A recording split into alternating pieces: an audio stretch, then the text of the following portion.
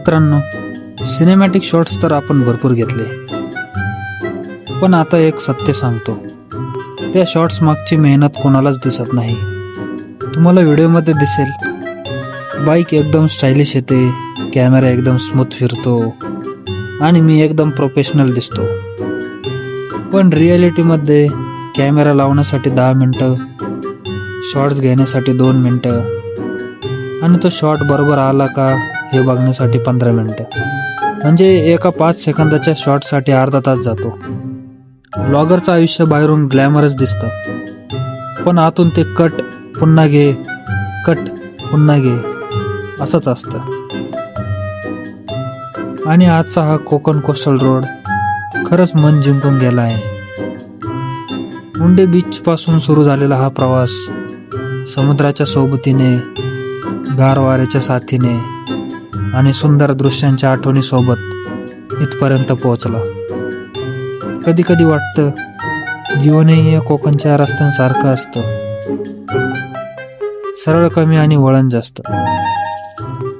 पण प्रत्येक वळणानंतर एखादं सुंदर दृश्य आपली वाट पाहत असतं. म्हणून मित्रांनो, प्रवास सुरू ठेवा, नवीन ठिकाण शोधत राहा आणि आनंदाचे क्षण जमा करत राहा. कारण शेवटी आठवणीत राहतात त्या जागा नाहीत, तर त्या जागांवर जगलेले क्षण राहतात. चला, आता पुढच्या कोकण सफारीसाठी तयार राहा. तोपर्यंत हसत राहा, फिरत राहा आणि कोकणवर प्रेम करत राहा. जय महाराष्ट्र.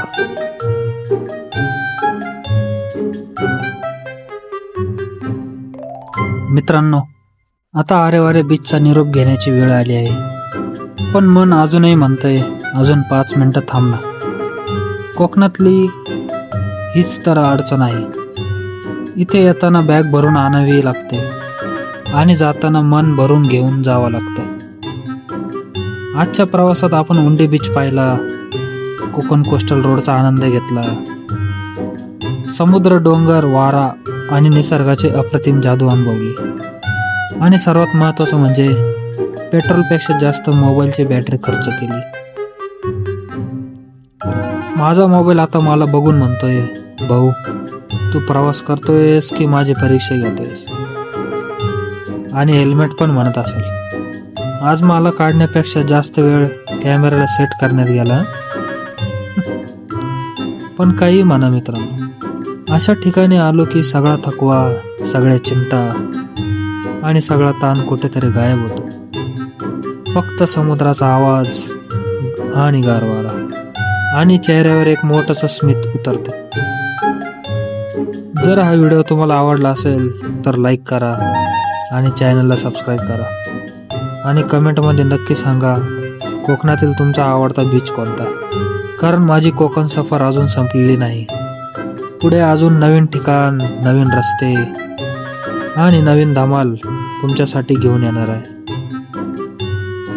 तोपर्यंत मी निघतो, पण कोकण माझ्या मनातून अजिबात निघत नाही. मित्रांनो, तुम्हाला वाटत असेल की व्हिडिओ संपला, पण खरा व्लॉगर कधीच संपत नाही. कारण जिथे रस्ता संपतो तिथून नवीन कंटेंट सुरू होतो. आता मी बाईक स्टार्ट केली आहे, पण मन अजूनही आरेवारे बीचवर थांबलंय. बाईक पुढे चालली आहे आणि मन मागे समुद्राच्या लाटांबरोबर सेल्फी काढत बसले. खरंच मित्रांनो, कोकणात फिरायला आल्यावर वेळ कसा जातो हे कळतच नाही. सकाळी म्हणतो फक्त 2 तास फिरून येतो आणि संध्याकाळी लक्षात येतं, अरे पूर्ण दिवस निघून गेला. आणि घरी फोन केला की पहिला प्रश्न येतो, कुठपर्यंत पोहोचलास. मी म्हणतो लोकेशनपेक्षा व्ह्यू जास्त महत्त्वाचा आहे. कोकणचा हा किनारी रस्ता म्हणजे एक पुस्तक आहे. प्रत्येक वळण एक नवीन पान, प्रत्येक बीच एक नवीन अध्याय आणि प्रत्येक प्रवास एक नवीन गोष्ट. आज उंडी बीच ते आरेवारे बीचचा अध्याय पूर्ण झाला, पण गोष्ट अजून संपलेली नाही. कारण कोकणात प्रत्येक रस्त्याच्या शेवटी एक नवीन साहस आपली वाट पाहत असतं. तोपर्यंत तुम्ही स्वप्न पहा, मी नवीन रस्ते शोधतो आणि आपण सगळे मिळून कोकणच्या सौंदर्याचे आणखी एक भन्नाट सफर करूया. चला मित्रांनो, इंजिन ऑन आहे, प्रवास सुरू आहे आणि कथा अजून बाकी आहे.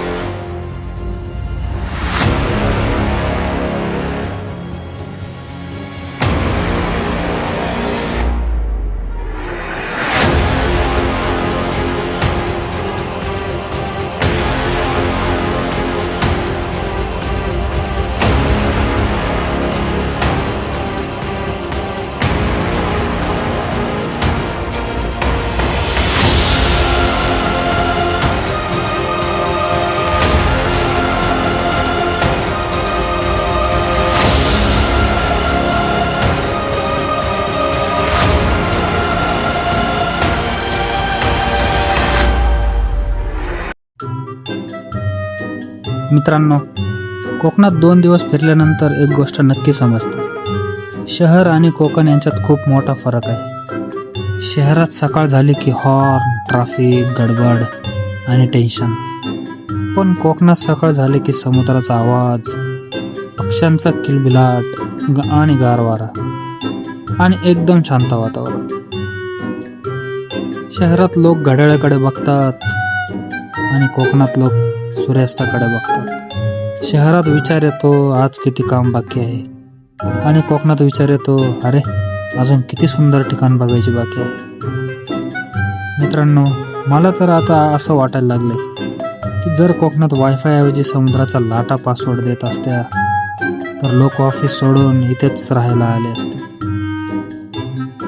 आणि हा कोकण कोस्टल रोड हा फक्त रस्ता नाही, हा निसर्गाचा VIP कॉरिडॉर आहे. एका बाजूला अथांग समुद्र, दुसऱ्या बाजूला हिरवेगार डोंगर आणि मध्ये आपण.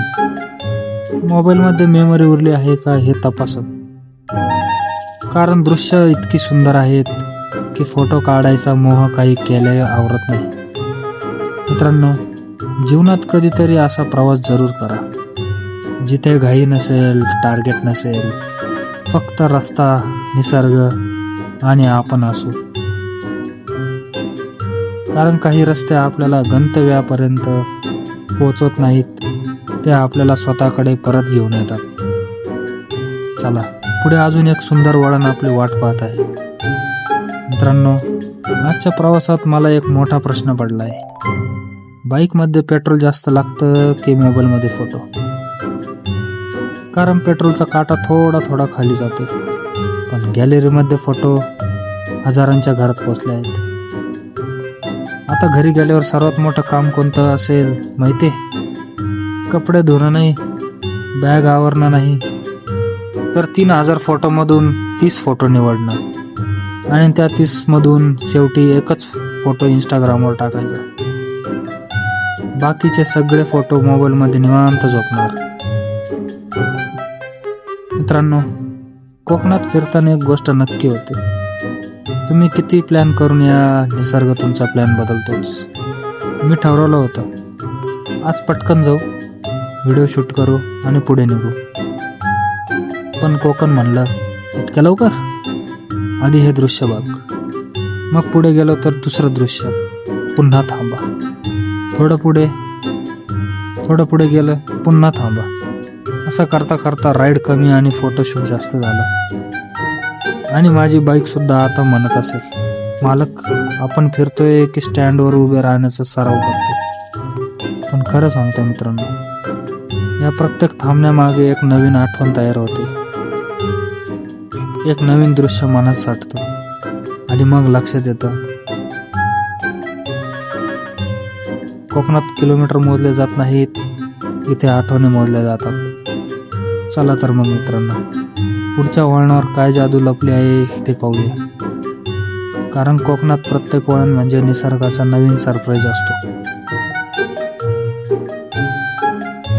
आता दिवस हळूहळू संध्याकाळीकडे झुकतोय आणि कोकणात संध्याकाळ म्हणजे निसर्गाचा प्राईम टाइम शो. सूर्य सुद्धा आता घरी जायच्या तयारीत आहे, पण जाण्यापूर्वी म्हणतोय थांब जरा, एक शेवटचा धमाकेदार सीन देतो. आकाशातले रंग बघा, केशरी, गुलाबी, सोनेरी. असं वाटतंय की निसर्गाने फोटो एडिटिंग ॲप उघडून फिल्टर लावले आहेत आणि आपण त्या फिल्टरचा स्क्रीनशॉट काढायचा प्रयत्न करतोय. मित्रांनो, कोकणात सूर्यास्त पाहताना वेळ थांबल्यासारखा वाटतो. काही क्षणांसाठी घाई नसते, ना टेन्शन असतं, ना कोणतं टार्गेट असतं. फक्त समुद्र, सूर्य आणि मनातली शांतता असते. पण मी व्लॉगर असल्यामुळे शांत बसणं कठीणच.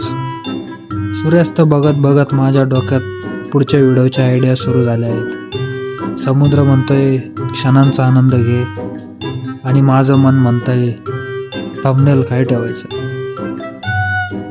असंच असतं मित्रांनो व्लॉगरचं जीवन.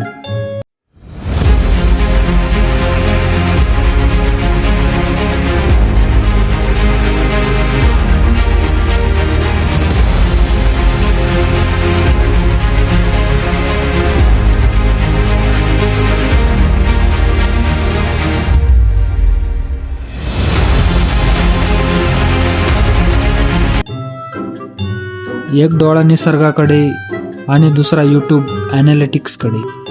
पण आजचा हा क्षण खास आहे, कारण कोकणातला सूर्यास्त हा फक्त पाहायचा नसतो, तो अनुभवायचा असतो, तो मनात साठवायचा असतो आणि आयुष्यभर आठवणीत ठेवायचा असतो. चला मित्रांनो, सूर्य समुद्राच्या मिठीत विसावत आहे आणि आपण या सुंदर क्षणाचा मनसोक्त आनंद घेऊया.